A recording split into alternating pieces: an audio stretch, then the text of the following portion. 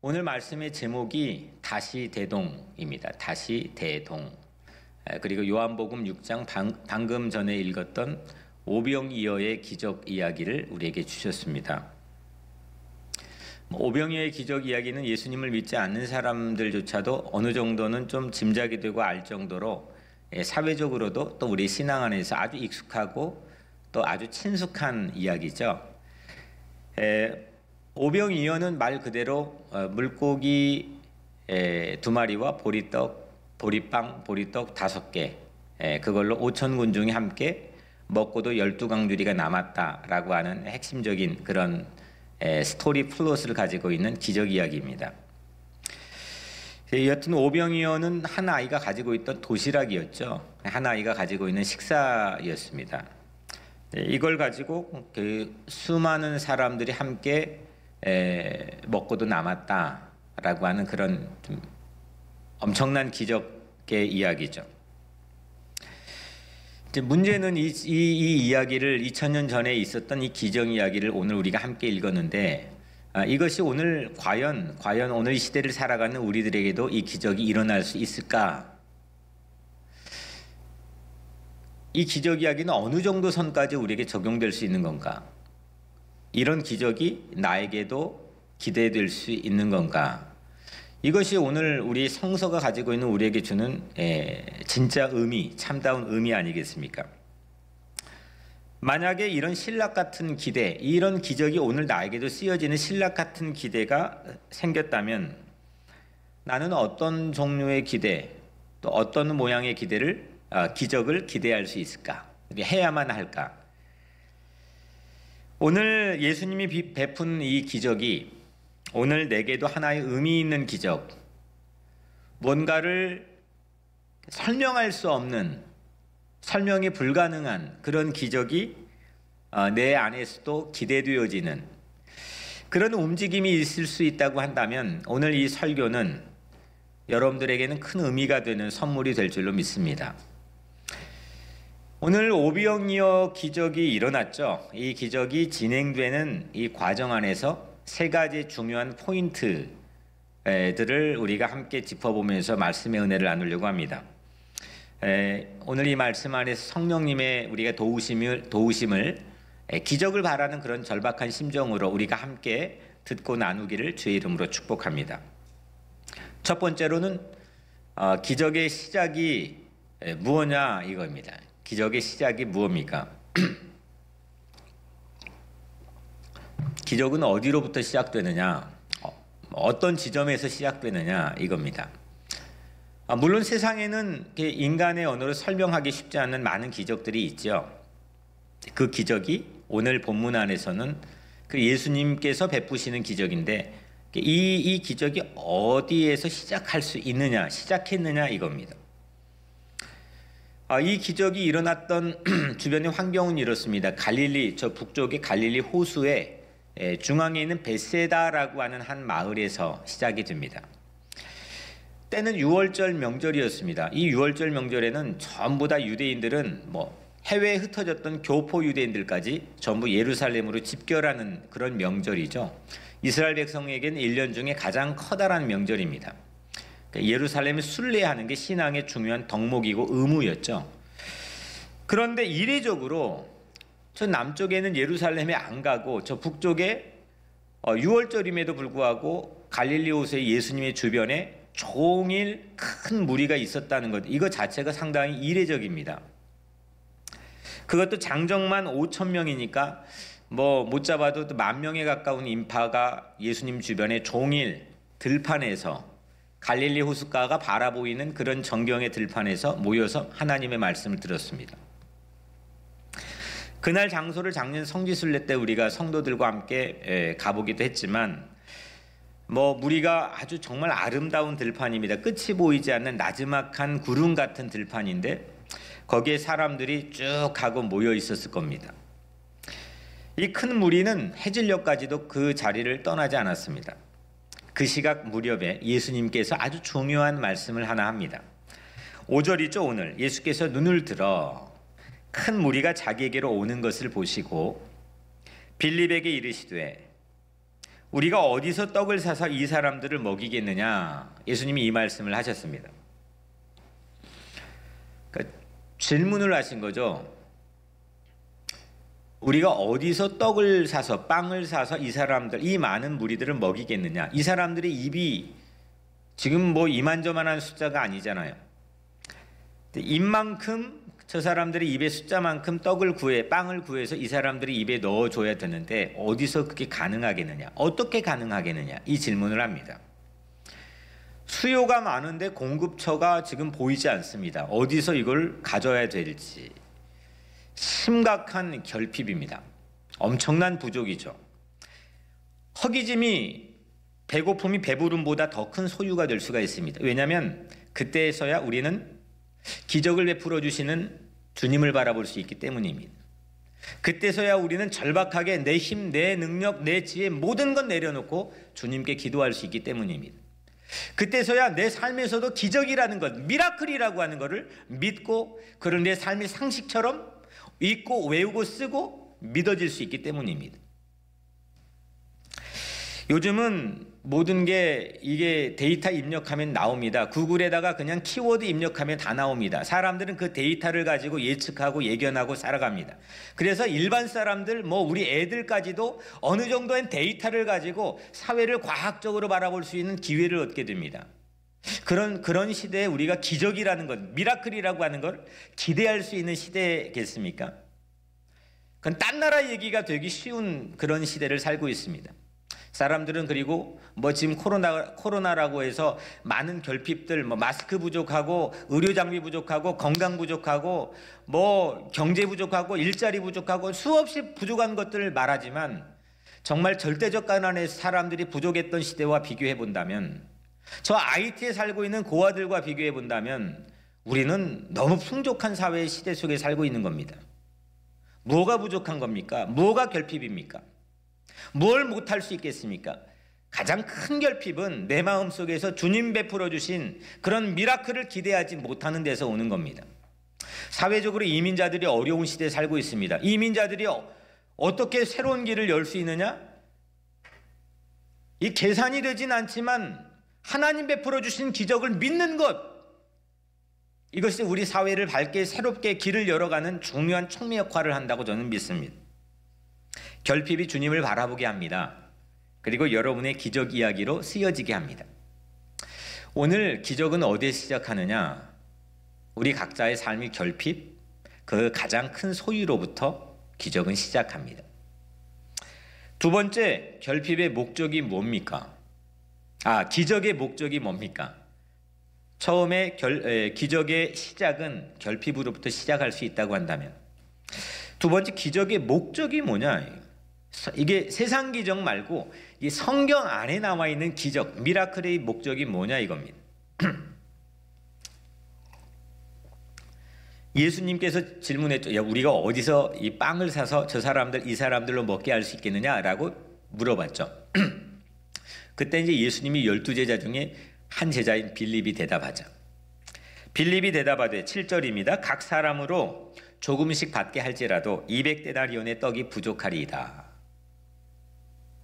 각 사람으로 조금씩 받게 할지라도 한 사람 한 사람씩 떡을 가장 최소치로 제공할지라도 200데나리온이면 당시 노동자 한 사람이 6개월 7개월 동안 받는 반년치 연봉입니다. 상당한 액수죠. 각 사람으로 조금씩 한 사람씩 최소치로, 최소 비용이죠. 이만큼만 있으면 그래도 가능할 텐데 지금 이거 어디서 날 수 있겠습니까? 이런 식이잖아요. 사람이요, 계산하고 뭔가 시작하면 기적 기대하지 않는다는 겁니다. 사람이 이게 끝나고 나서 계산을 하는 거는 모르겠지만 아예 사실은 끝나고도 계산 안 하는 게 가장 중요한 겁니다. 기적이라는 건요, 계산하면 마음속에 뭐부터 오느냐? 두려워집니다. 두려워지는데 시도하겠습니까? 두려운데 이게 가능할까? 그런 퀘스천 마크가 마음에 가득한데 그건 내가 탁 뛰어가지고 앞으로 나갈 그런 동력이 내 안에 생길 수 있겠습니까? 불가능합니다. 사람이 계산하는 사람은 그 눈빛 안에서도 기적 기대하지 않는 겁니다. 근데 오늘 이 빌립은 예수님 최소치 비용을 한번 계산해봐도 이 정도인데 이게 이렇게 부족한데 이게 가능하겠습니까? 이렇게 대답했습니다. 이 마태복음 14장에 똑같은 동일한 이야기가 있는데 마태복음 14장에서는 오늘 없는 얘기가 있습니다. 오병이어의 이야기에 예수님께서 야, 이 사람들로 이렇게 빵 먹게 하려면 어디서 사 먹이면 되겠니? 라고 물어보니까 제자들이 이구동성으로 말하죠. 예수님 무리를 보내어서 이 큰 무리를 보내어서 마을로 들어가 먹을 것을 사 먹게 하옵소서. 마가복음에도 나옵니다. 지금 당장 이 마을로 내려가 가지고 이 사람들 각자가 사 먹게 하자는 겁니다. 그러니까 다시 말하면 더치페이 하자는 거죠. 각자 해결하자는 겁니다.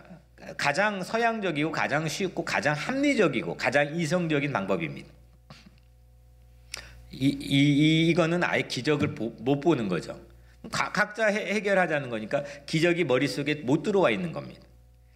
제자 안드레도 세 번째 방법을 또 제안하죠. 오병이어의 도시락을 가진 한 아이를 군중 속에 발견해가지고 이 안드레가 데리고 옵니다. 이 안드레는 사람 보는데 기가 막힌 선수입니다. 대어를 낚는 사람이 자기 형제 베드로를 전도한 사람도 안드레였고 여하튼 이 안드레는 사람 발견하는데 귀신 같은 사람입니다.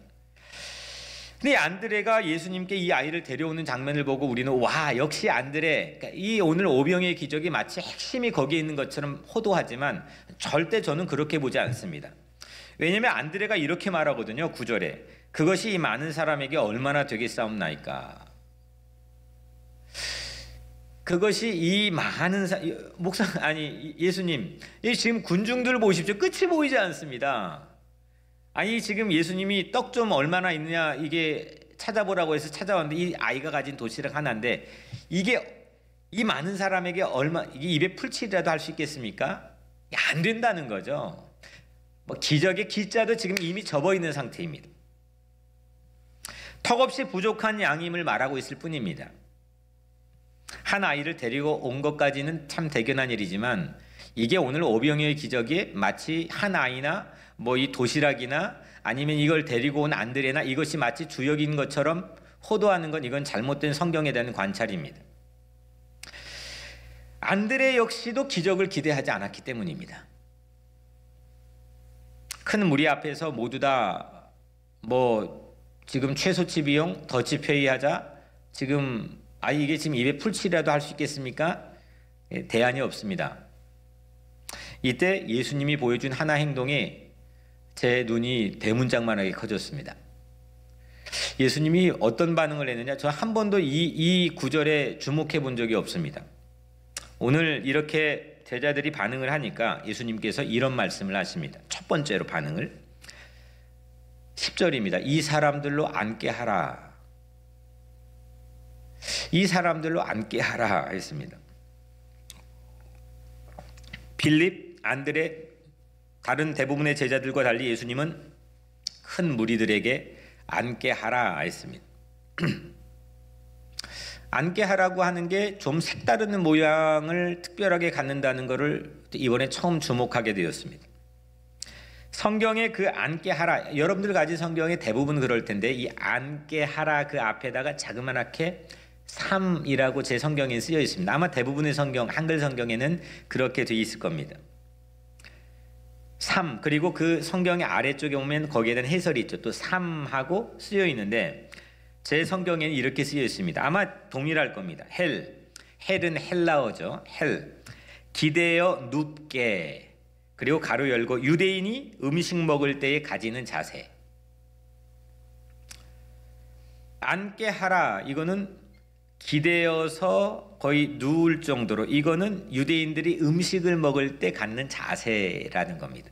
밥 먹을 때 갖는 자세라는 거죠. 그래서 제가 또 원문을 찾아봤습니다. 원문에 아나핍토라고 하는 원문인데 이건 먹을 때 자세입니다. 유대인들이 가지는 매우 독특한 식습관입니다. 그냥 앉는 게 아닙니다. 야 잔디에 그냥 앉게 하라 이게 아닙니다. 이건 먹기 위해 서로 기대어 눕다시피 거의 눕다시피 이렇게 하게 하는 아나핍토라고 하는 걸 예수님께서 주문했습니다.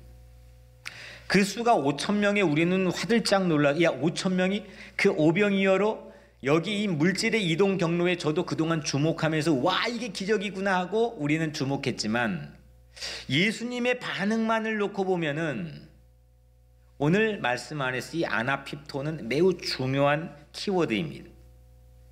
여러분들 상상할 수 있겠습니까? 5,000명 넘는 사람들이 아나핍토 서로 기대어 거의 눕다시피 앉는 겁니다. 한번 상상해 볼 수 있겠습니까?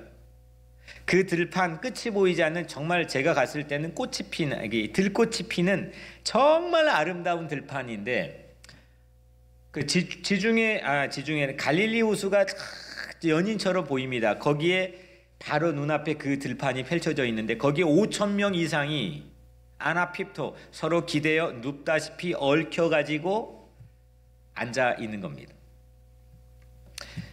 먹기 위해서 5,000명이 아나핍토했습니다.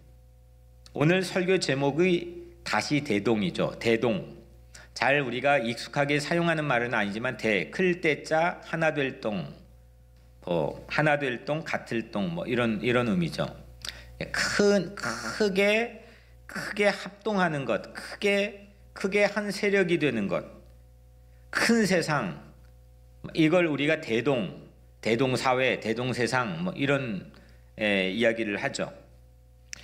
오늘 5천 군중이 아나핍토한 모양, 서로 기대어 눕다시피 하도록 서로 먹기 위해 얽혀있는 그 모양이 주님께서는 제게 대동처럼 보이게 해주셨습니다.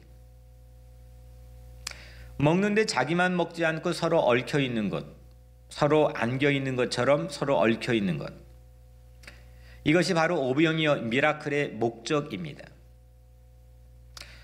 뭐가 기적의 목적일까? 예수님께서는 오병이어의 그 들판에서 기적의 목적을 무엇로 삼으셨을까?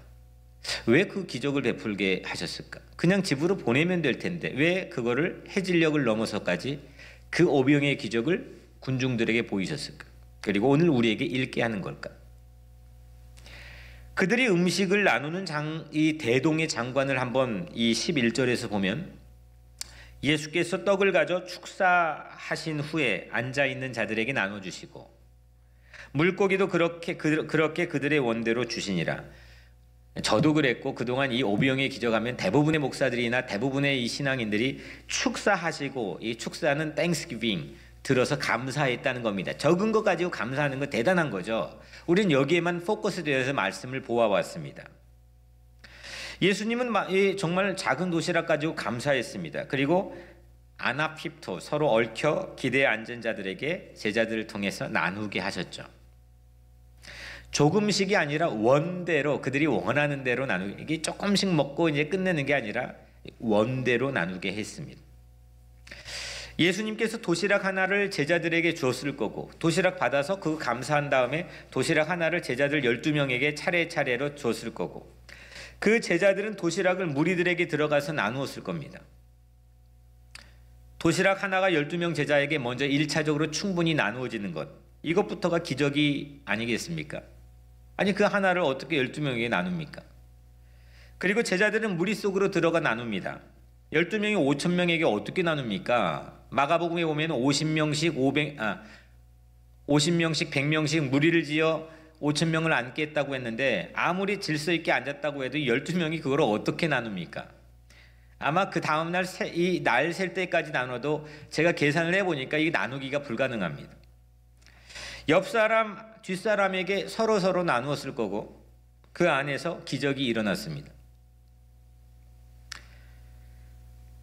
어떤 제자처럼 한 부자의 이게 지금 200데나리온 부족합니다. 이렇게 말하면 한 부자의 기부금 출연을 예수님이 기대하지도 않았고 각자 더치페이 하라고 하지도 않았습니다. 그냥 감사하고 나눴습니다. 그리고 대형을 아나핍토하게 만들었습니다. 앉아있는 대동의 모양을 만들었습니다. 서로 얽혀있게 했습니다. 서로 기대어 앉겨있게 했습니다. 주님이 먹이시려고 서로 기대어 앉게 하시는 은혜를 우리 모두에게 주시고 계십니다.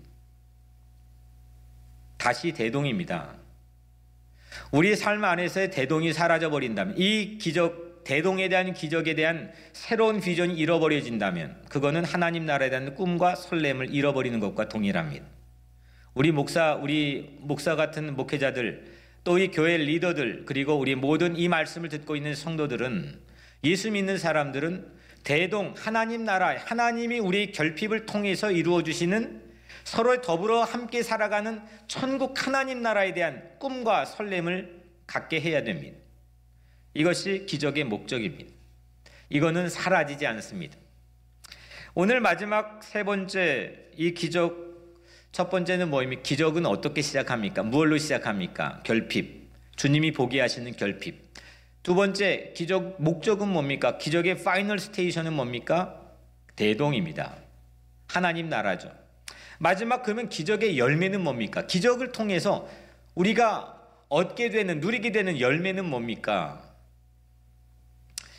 오병이의 기적이 끝나갈 무렵이었습니다. 오늘 말씀의 마지막 부분이죠. 예수님이 의외의 행보를 보이십니다. 15절에 그러므로 예수께서 그들이 와서 자기를 억지로 붙들어 임금을 삼으려는 줄 아시고 다시 혼자 산으로 떠나가시니라. 대동, 이 하나님 나라의 꿈을 품고 숙명처럼 늘 다시 혼자의 삶에 우뚝 서서 십자가를 향해 걸어가는 예수님의 삶, 그것이 바로 기적의 열매입니다. 그 사명자의 길이 다시 혼자입니다. 그냥 우리가 세상에서 아주 시니컬하게 나는 고독한 다시 혼자, 인생은 혼자야 라는 그런 게 아닙니다.